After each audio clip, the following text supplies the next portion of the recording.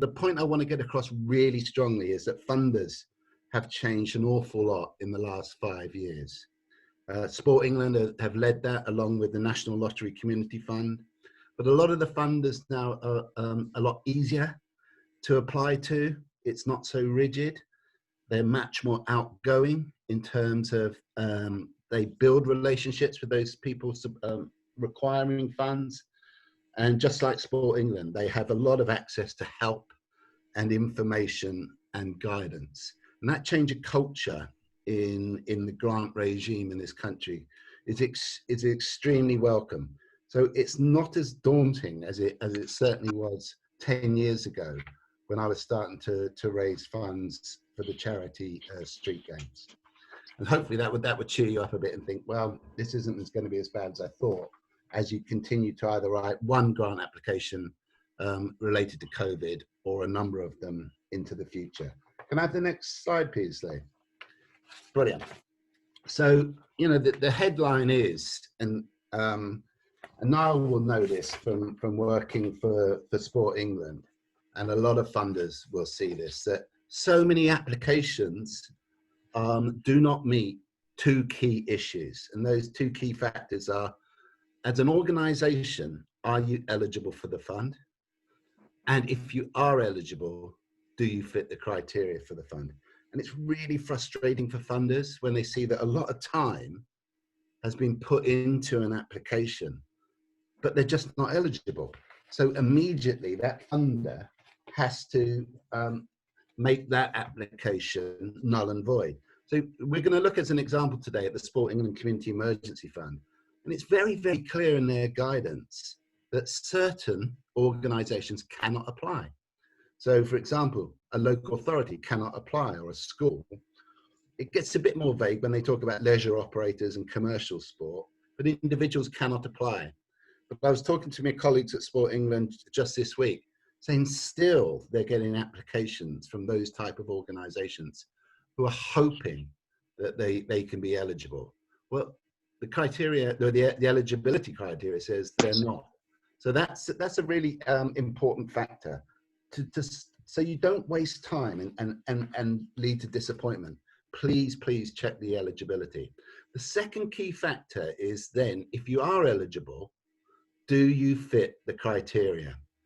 So again, a lot of organizations will try to fit a square peg into a round hole and try and squeeze in their need for money around criteria that they don't fit. So again, you know, as we look at the Community Emergency Fund, it's clear that they want to fund around the Sport England target groups. And they would prefer if it was in a lower income area. Now, these are criteria, so it doesn't stop you being eligible. But again, you've got to think about, am I the best fit? Is my organization and my request for funding the best fit? And my strongest advice is, if you don't feel you're a good fit, do not apply. There'll be another fund for you. Now, in terms of the typical eligibility criteria issues, what they'll look for is the entity of the organization. I've already talked about that. So are you a local authority? Are you a leisure operator? Are you a sports club? Sometimes there's threshold around your annual expenditure. So a lot of organizations will say, if you have an expenditure over £100,000 a year, then in this particular instance, you're not eligible. It could be 50,000, it could be $1 million, but please look for that, the annual expenditure of your organization. They always look for track record and reputation. And often, a lot of funders I know will go straight to your website and look at what the quality of your website is like and what you do as an organization and what your track record is, unless they know you already. So be aware of that so many funders, that's the first thing they'll do, will go to your website. Other sort of factors that funders are looking for, you know, are your accounts and policies in good order?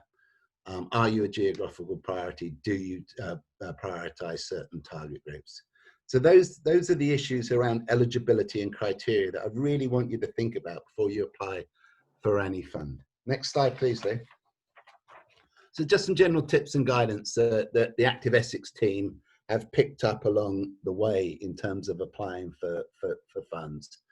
And I know my colleagues at Sport England always say, oh, why didn't they read the guidance properly? Why didn't they read the rules? Why didn't they read the criteria? And then read them again. So that's really, really important. It's a bit like an exam question. You've got to read it twice or three times to really get a feel for what the funder is looking to fund. The questions need to be read extremely carefully and pay close attention to the word limit. A lot of funders get really fussy if you go over the word limit. Please don't go over. But the key one I want to say to get here, and this is where funders are changing over the previous 5 years. Before, they wanted intellectual, academic, intelligent answers that was very much about a professional bid writer and the way they write. And what I'm really pleased to tell you is that funders are moving away from that. What they want is honesty. They want to hear your story, tell your story, but don't overemphasize or overpromise. So just be honest when you're writing your application. Don't feel as though you have to impress or embellish what you need money for. Just be honest and tell your story as long as you fit the eligibility and the criteria. Next slide, please, Lee. Now, this is a sensitive one, and I've done this with many colleagues before in the past. Think very carefully who's best to write the funding application, because not everyone is a great writer. Some are just great at maths, some are great at talking, some are great at data. Choose the best person in your organization, in your team, to write the answers to the application. And think carefully, is it you or is it a colleague that is best placed to write the application? I know that's a sensitive issue, but again, some of the quality of the applications received by funders is really poor because the grammar and writing is really poor, and it does make a difference. Don't write the application or questions alone. Share with at least one other colleague, one other friend, so that they can sense check it. That's really, really important. Don't rush it in 15 minutes and then put it in and say, oh, I'm sure that will get me £10,000 or £20,000. Answer the question. You know, this is like it back to exams, isn't it? Do not wander away from the question and start talking about our organization won the Division 3 title in 2015. The funder isn't interested, or 7 of our kids made county in 2017. The funder isn't interested. Just answer the question, you know, in a very honest and then the next bullet point, clear and concise way. Please don't waffle. I always use bullet points when I'm answering, and so many funders have said it really helps with their understanding of what the ask is and the fact that it makes it concise. So I think that sums me up in terms of the key tips and tactics from me, Lee. Excellent. Thanks, Kerry. Obviously, any questions you have for Kerry, please put them in the chat and we'll answer them during the Q&A at the end of this session. I'm going to pass over to Niall now, who's going to give us some insight into the latest on the Sport England Community Emergency Fund. Thanks, Lee. Thanks, Kerry. Some really great advice in there, and very, very topical and very useful when looking at kind of any fund you're going into. Just a bit of an update, I guess, from us in terms of the Community Emergency Fund, which I know a lot of you will be quite familiar with. So it's part of our overall package of support from Sport England to stimulate the sector and to support the sector during this time. It is targeting sports clubs, community sports organisations who are experiencing financial hardship, but also it includes those organisations who perhaps sport and physical activity might not be your primary driver, but actually there's a real opportunity, or there's been some struggles where people are still trying to be active. So there's still an element of being able to support them. So it's not just for sports clubs, it is absolutely for a bit more of a broader sector as well. At the moment, we've had about 8,000 applications in. So it's been a really popular fund. And you may have seen our CEO appear in some national press over the last couple of days, kind of talking about it, about how great it is that we've had so many people interested. Typically, we only have about 4,500 applications to all of our funds in a year. So to 8,000 for one fund is quite extraordinary. And we're working really, really hard to get through these as fast as we can. On average, we're kind of granting around sort of £3,800 per organisation. And a little bit later in the call, I'll kind of go through some of the learnings we've got from this, so it can help you with any funding applications or grants or funding support that you're after. Just some of the learnings we've got from clubs and groups coming in for this that hopefully will be quite useful for you moving forward. Thanks, Niall. So if you are yet to apply for the Community Emergency Fund, going back to Kerry's top tip really, are you eligible to apply? So organisations that are eligible to apply for the Community Emergency Fund are local sports clubs, also voluntary or community sector organisations that deliver sport or physical activity. And as Niall said there, that doesn't need to be your primary focus. You may have another primary focus, such as supporting people's mental health, but you also play a key and important role within your organisation in keeping people active. So if you do have a physical activity element to your organisation and deliver that, then you'd still be eligible. Also, small charitable trusts can apply, as long as you don't qualify for financial support elsewhere. And then also regional and county level organisations that have already paid out for funds or activities that have now been cancelled, and you're ineligible to claim funds back from elsewhere, and you're also eligible to apply. And ineligible organisations for this fund are local authorities, including town and parish councils, also schools, colleges and universities, commercial sport and physical activity providers, also leisure operators, and individuals also can't apply. So this fund has very much been developed to help support community sport and physical activity organisations, and in particular those who have fixed costs and are no longer supported through kind of revenue they've expected over this period, and they've had to close the doors and are kind of, as a result, experiencing some short-term severe financial hardship. So in terms of, you've ticked the box in terms of eligibility and you're looking to apply, what can you spend that funding on? So typically, say fixed costs, so things such as rent, utility costs and bills, insurance costs, facility hire, also core staffing costs that can't be funded by other government schemes. And then you can also have retrospective losses from the 1st of March to the end of July.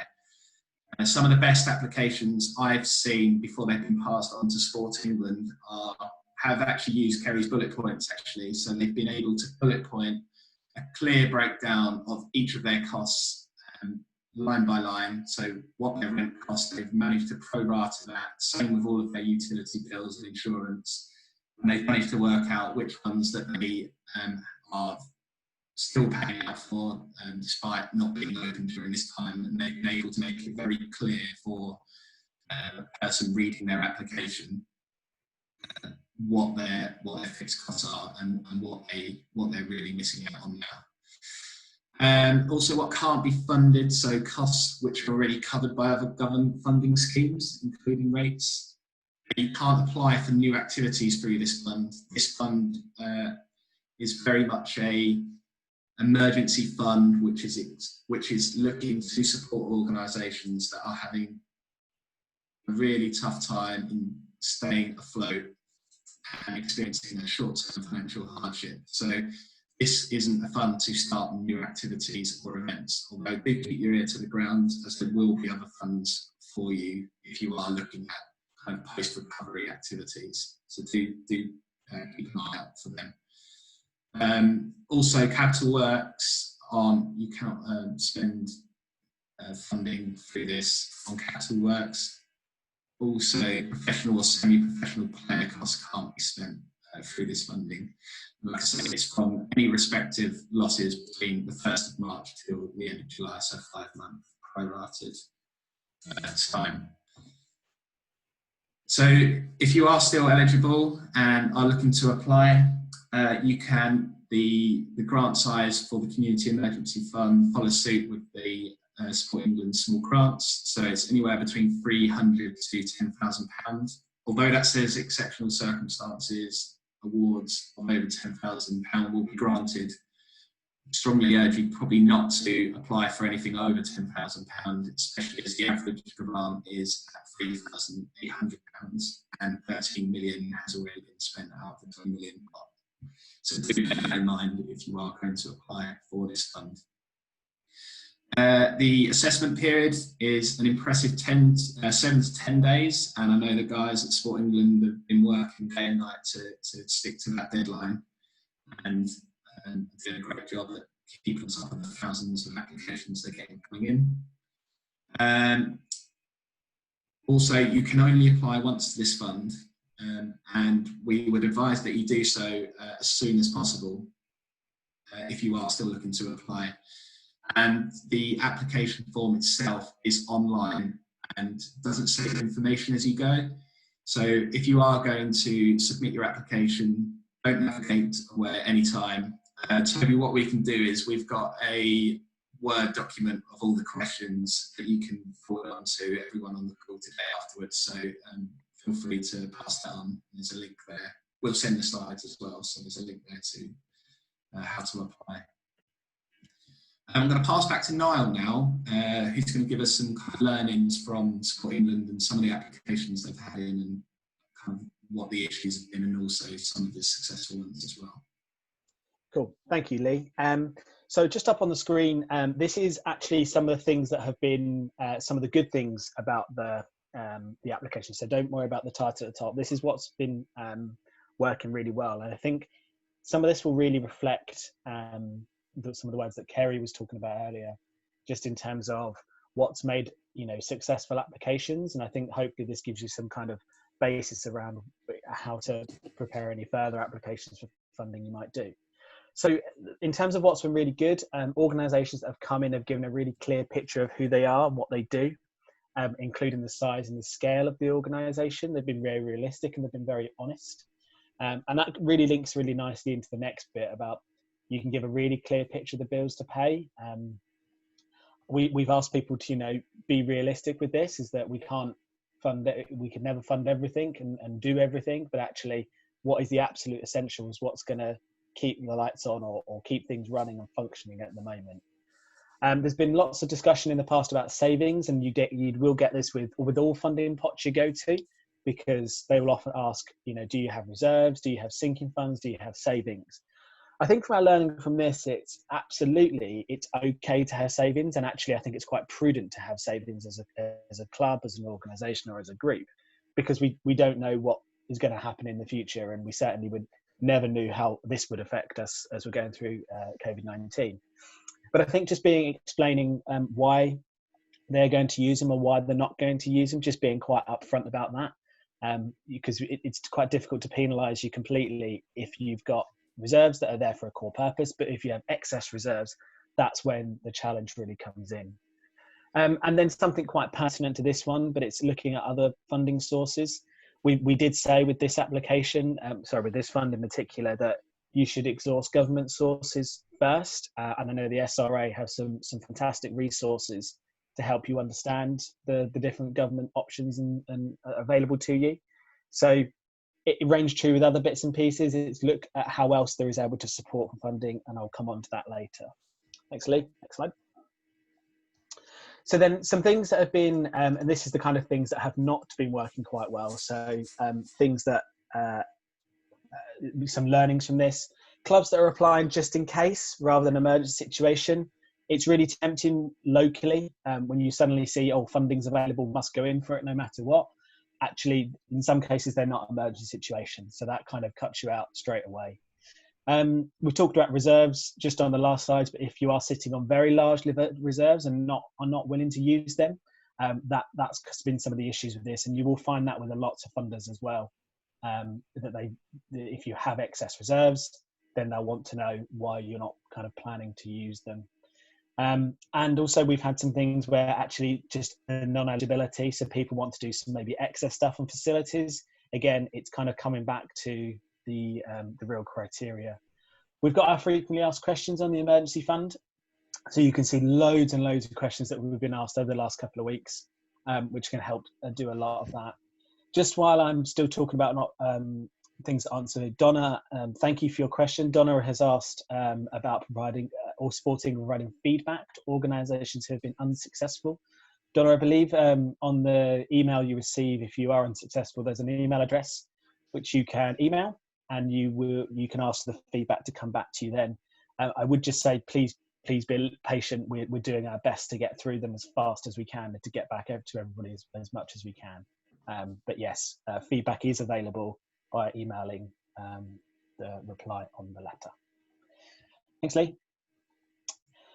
So just a bit of a nod to the other support that's available, because in some cases funding will be the right avenue, but actually there may be some steps to do before that. And I think Kerry illustrated that really well earlier when he's talking about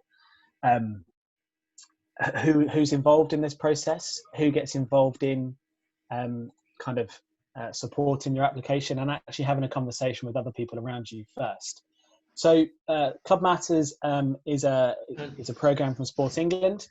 It's free resources, free workshops available for sports, community groups, clubs, community organisations, whatever you might be. There's some really useful resources available to you. Very recently, in the last month, clearly we've produced a coronavirus in clubs page, and we've got a huge range of guides and advice and resources and really, really nice case studies of what clubs have been up to during this time. But there's just some helpful things around kind of financial planning. We've got a toolkit available to do some planning for now and a bit for the future. Running virtual clubs, I think we're all becoming very, very familiar with virtual clubs and virtual environments now.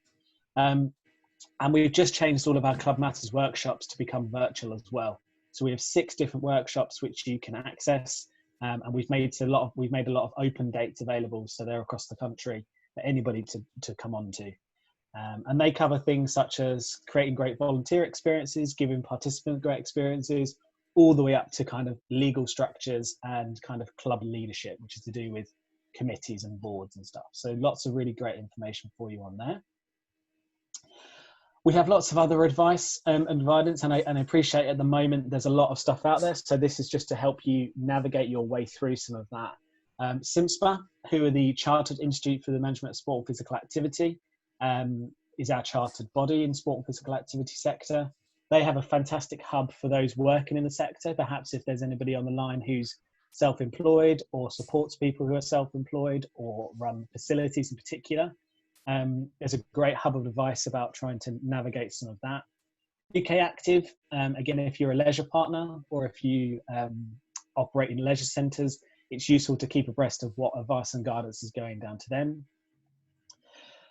The National Council for Volunteering is particularly focused, obviously, at the moment at advice around volunteering in the sector, and also advice on guidance on volunteering for those who have been furloughed as well. So how can you keep in touch with volunteers? How can you work with volunteers? But also, how can you continue to volunteer, perhaps in different capacities if your organisations are not currently running? UK Coaching, series of resources, Coaching Virtual CPD, which includes safeguarding courses, are now available online. And I do believe they have just released the MIND mental health awareness course, has been made free for the next 3 months. So mental health is a huge topic at the moment, a really important thing for lots of people to become aware of. So that's now a free course for you. So do please go on the UK Coaching website to have a look at that. And of course, the SRA have a significant amount of information on the website. Lots of things, particularly around how can you understand rate relief, how can you understand support loans, and also just touching on other kind of support available to you as well. And the SRA are very much linked into some of the conversation we had around self-employed workers. So if any of you are self-employed within the sector, again, keep checking on the SRA's website, CIMSPA's website, to support you with some of that.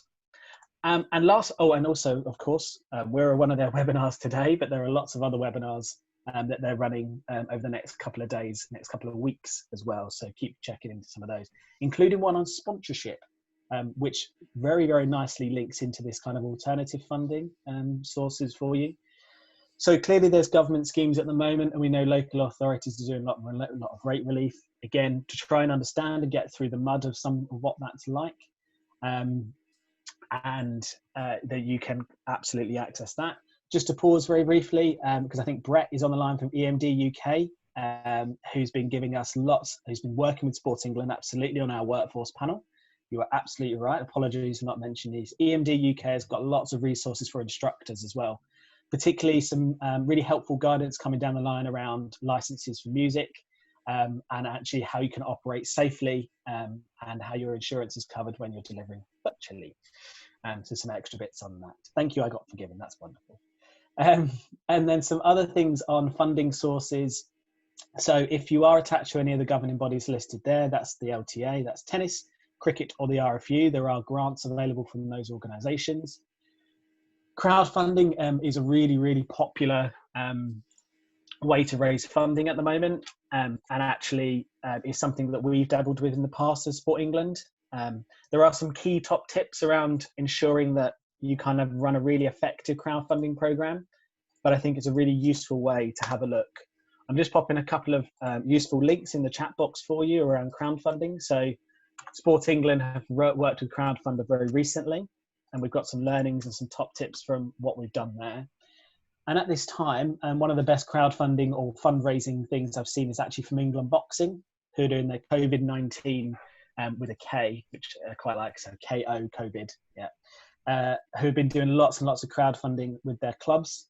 I think it's just really useful to have a look at the kind of things they've been doing, particularly around how clubs promote themselves, and kind of what they do to do that. Because I think crowdfunding is fantastic, but it does need to be done really well, and you need to give a decent amount of time to do that as well.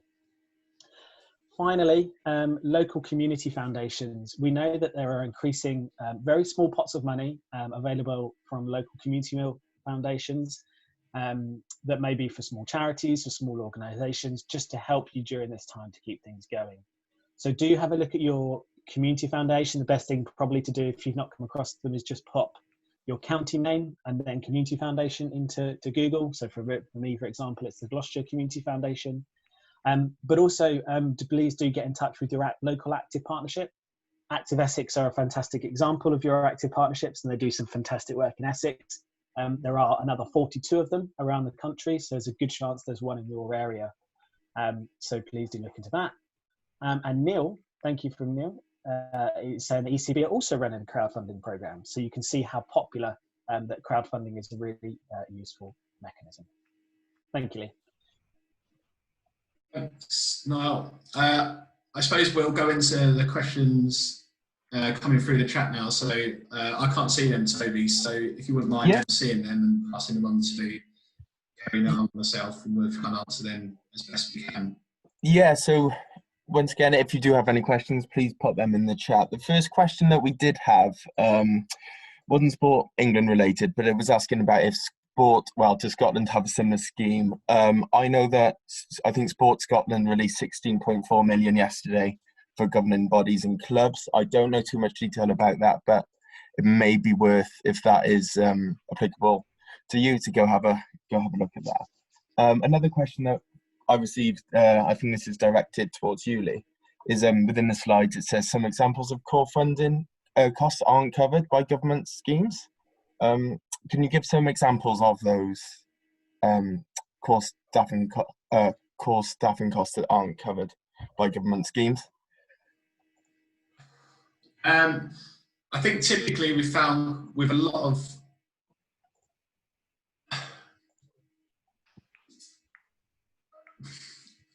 core staffing costs. So we mean, so what they actually. Have you got any more information on the question, Toby? No, I'll go back and see.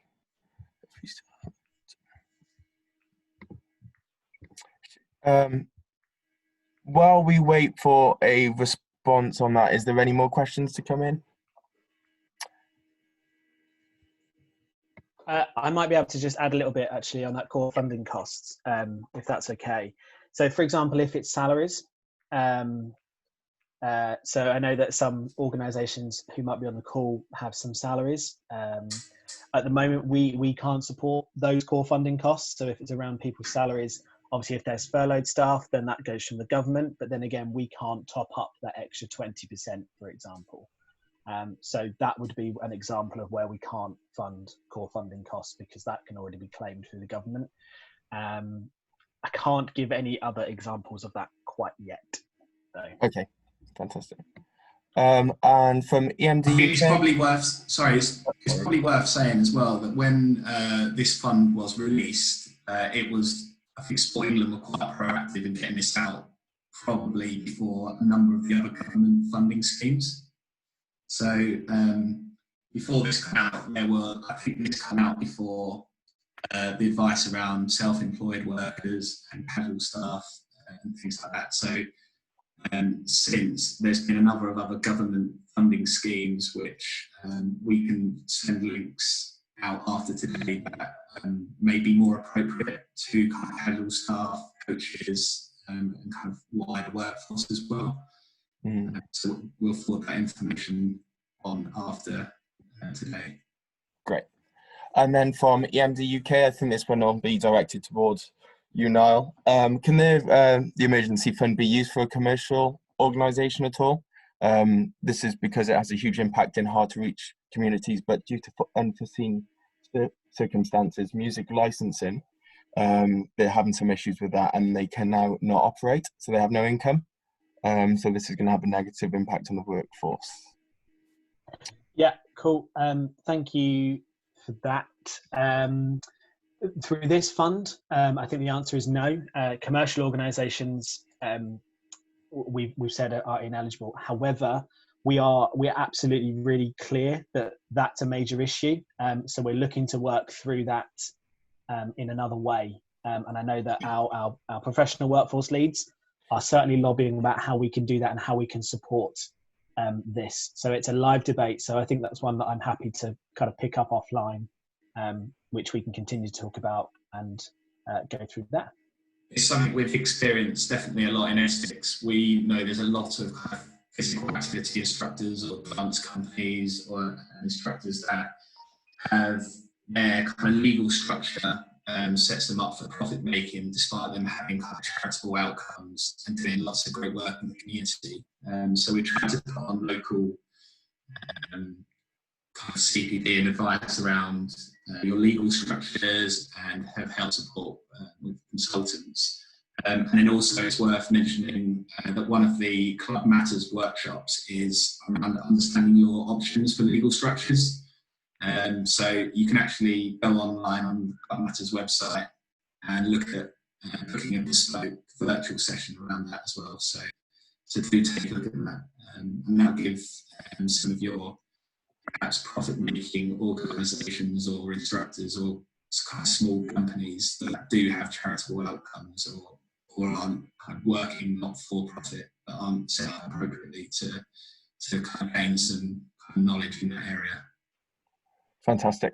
I just want to mention as well, there were a few questions asking about if this presentation and meeting will be circulated and recorded. It will be able to be accessed via our Catch a Coffee webpage on our website. So as many as we can, we're trying to put most of the resources we are getting from these webinars up there. So a question from Neil Smith. For salaries on non-furloughed staff, can the employer's national insurance and pension be covered by the grant?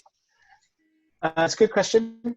So if casual staff are still deemed to be kind of important and actually still working during this time, we can support those. Whether it's specifically around national insurance and pension, I'm not completely certain, but one of our frequently asked questions is, can staff costs be included in our funding request? And yes, some costs for casual staff can be included. So yes, / one to pick up, I think, as well outside if need be. Great, thanks, Al. Another one from Lorna. When will Sport England be running fund for post-COVID activities for new activities, but still relating to the coronavirus? Cool, thank you, Lorna. Soon, hopefully. So yeah, we absolutely know that there's an element of dealing with the challenge and the emergency right now, but we've got this whole back to sport, back to activity we're looking to do. So we are looking to just work out how we do that, and we'll be able to announce that kind of hopefully within the next couple of weeks. But trust it's on our mind that we'll be thinking about how we can really engage and really stimulate the sector again to get things moving, to get people going. So it is coming soon. Great. And Sport England announced that small grants programmes have been frozen. Donna works with a number of organisations that wanted to focus on a provision after the lockdown.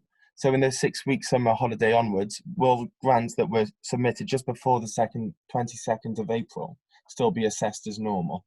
Yeah, they should be. If they were submitted before we said that we would close the fund, then yes, we should assess them as per normal. Great. And from Siobhan, will this include major event funds, e.g. for 2022? In terms of looking further forward? I believe so. I'm not sure at the moment, if I'm honest with you. Okay. I don't know whereabout Siobhan is from, but that might be one to pick up with us separately. I just don't know anything about major event funds, I'm sorry. Yeah, that's okay. Have we got any more questions? Send them through, or does that? I think that rounds everyone off. Give it 10 seconds. 9, 8. Oh, here we go. If multiple losses / costs are included in the application, are they each assessed separately? So we will look at the application as a whole, and we'll look at kind of what you've put in. Certainly, you may come in, you may apply for a certain amount of money. Can you? Yes. Can you be partially successful? Yes, you can be partially successful. That absolutely, yeah. Basically, if we can't give you the full amount, we'll look at what the most necessary bits is. So yes, you can be partially successful.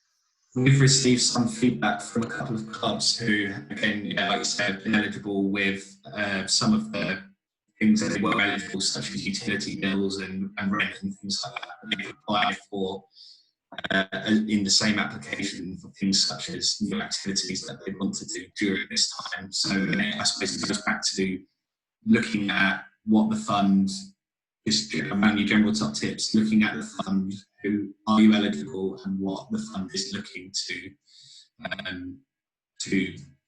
spend this money on. So do double check and double read again what you are eligible for. Like Niall said, it's likely where possible you'll receive funds for things that hit the criteria and are deemed priorities. So do follow in top tips again that Kerry mentioned earlier in the webinar. Great. I think that is everything for today. I'd like to say a huge thank you to all three of you. You've been absolutely fantastic, and a huge thanks to Active Essex and Sport England for offering up your time. It's been a pleasure. I think the comments in the chat are great, and I'm sure our members have been able to take away a lot from this. So once again, thank you on behalf of ourselves at Sport and Recreation Alliance and the members. And also please go check what other webinars we've got coming up in the coming weeks and days. We've got another one tomorrow around mental health with an organisation called Believe Perform. But I will rush you off into the afternoon, 11:45. So thank you very much and take care.